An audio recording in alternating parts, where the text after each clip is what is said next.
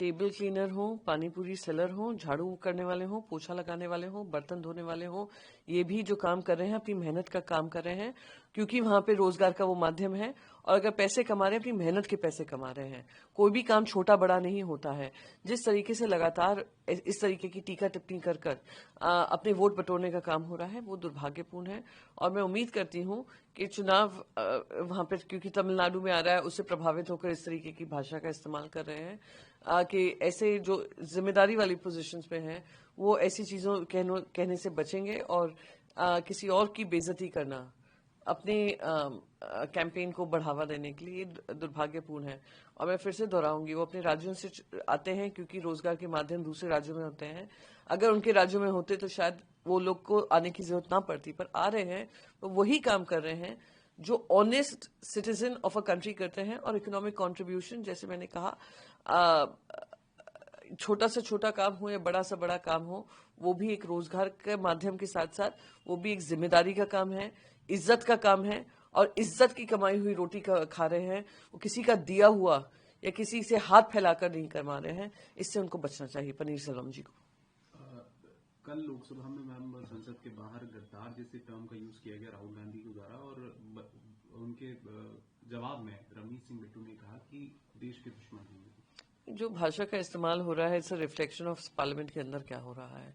Parliament के अंदर सत्ता पक्ष और विपक्ष की बिल्कुल ही जो तालमेल होना चाहिए प्रजातंत्र के अनुसार, जो जिम्मेदारी दोनों पक्ष को मिली हुई है वो जिम्मेदारी निभानी चाहिए, पर लगातार उसका हनन हो रहा है। दोनों ने एक स्टैंड अपना लिया है जिसमें कोई मिडिल ग्राउंड नहीं बचा है। उसी का नतीजा आपने कल पार्लियामेंट के प्रीमाइसेस में देखा, और वो टीवी उस पर रिकॉर्ड हुआ और प्ले आउट भी हुआ। सभी को एक जिम्मेदारी मिली हुई है।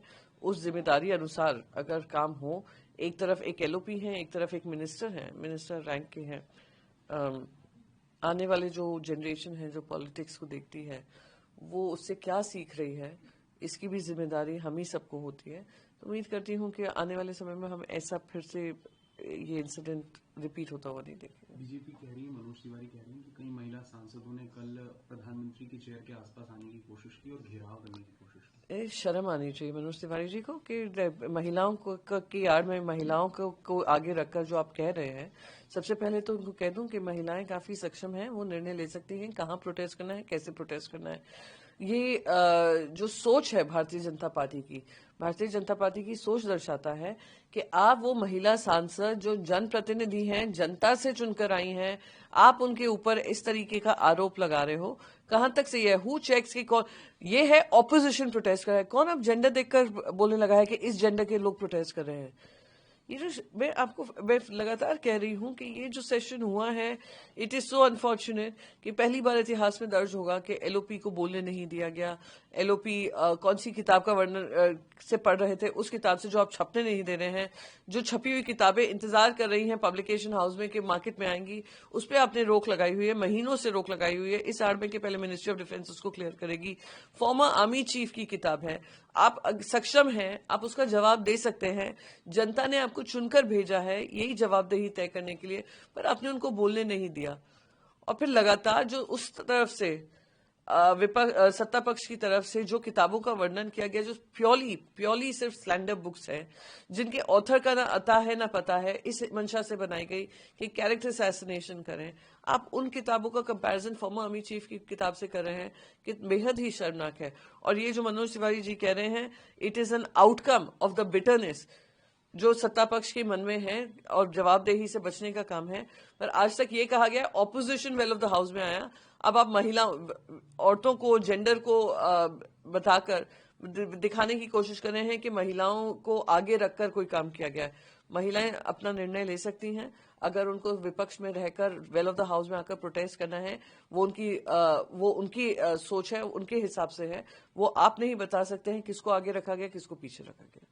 सदुद्दीन ओवैसी कह रहे हैं कि पिछले 11 सालों में प्रधानमंत्री ने सिर्फ अपने लिए ही काम किया है, देश को कुछ भी नहीं दिया। लोग डर के साए में जी रहे हैं बजाय उम्मीद के, और ये देश बड़ा होना चाहता है, सुपर पावर बनना चाहता है, लेकिन गरीब आदमी को कुछ नहीं मिल रहा है। जो इनकम इनइक्वालिटी है वो इतनी तीव्र है, और India is amongst the most unequal Nations wealth के हिसाब से, वेल्थ इनइक्विटी के हिसाब से।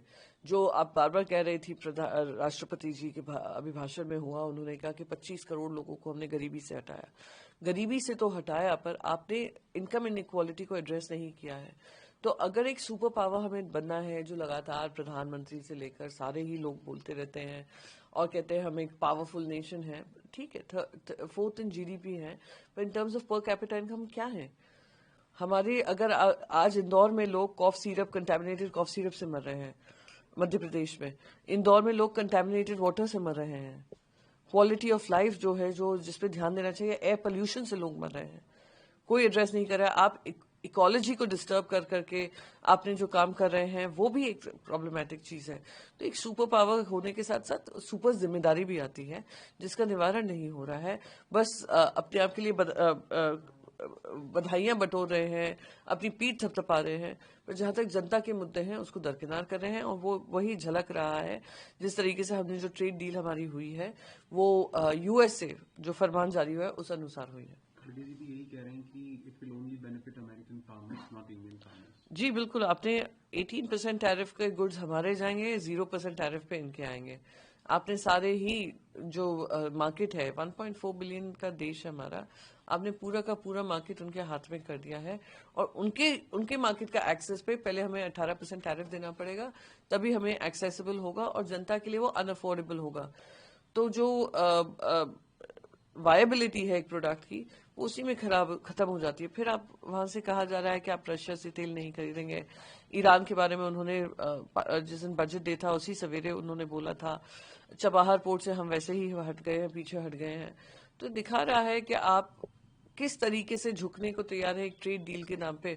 और जो भी ट्रेड डील हो, मैं लगातार कह रही हूँ, ये डील इक्वल टर्म्स पे होनी चाहिए। ये अनइक्वल है, अनजस्टिफाइड है और डोनाल्ड ट्रंप के हिसाब से उनके ऑर्डर के अनुसार की जा रही है। आखिरी सवाल में निशिकांत दुबे ने अर्ज किया है स्पीकर से, ये कहते हुए कि 2014 से पहले की किताबों के बारे में भी चर्चा होनी चाहिए।